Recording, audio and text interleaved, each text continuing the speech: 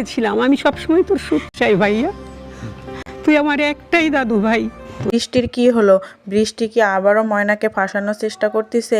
So everyone, আসসালামু আলাইকুম, সবাই কেমন আছেন? চলে আসলাম আবারও একটি খুবই জনপ্রিয় নাটক নিয়ে। নাটকটির নাম হচ্ছে ধনীবাড়ির বউ।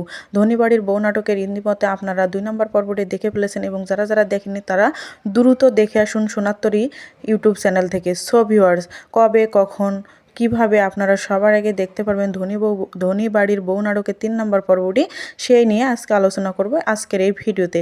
তাই আমার এই ছোট্ট ভিডিওটি শেষ পর্যন্ত দেখতে থাকুন। আর যারা আমাদের চ্যানেলে নতুন আছেন তারা অবশ্যই আমাদের চ্যানেলটিকে সাবস্ক্রাইব করে পাশে থাকা বেল আইকনটি বাজিয়ে দিন। আর কে কোথা থেকে দেখছেন আমাদের এই ভিডিওটি যদি ভালো লাগে তাহলে অবশ্যই কমেন্ট করে আপনাদের সুন্দর নামটা বলে দিবেন।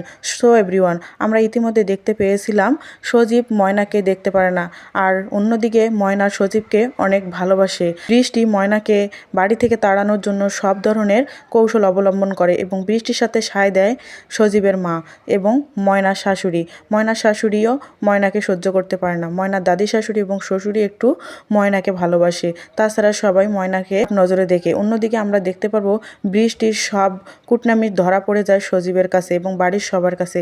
এজন্য বৃষ্টি নতুন করে আবারও চাল চালতে থাকে কিভাবে সজীব এবং তার খালার কাছে ভালো সাজা যায়।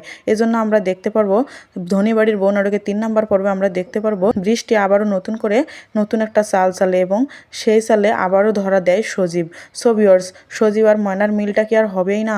আমরা দেখতে পারবো আগামী 1 সপ্তাহ পরে সোনাত্তরী ইউটিউব চ্যানেলে ধনীবাড়ির বউ নাটকের 3 নম্বর পর্বটি। সো ভিউয়ার্স, আপনারা আমাদের ভিডিওটি যদি একটু হলেও ভালো লাগে তাহলে অবশ্যই একটা করে লাইক দিবেন এবং সাথে আমাদের চ্যানেলটিকে সাবস্ক্রাইব করে পাশে থাকা বেল আইকনটি বাজিয়ে দিবেন।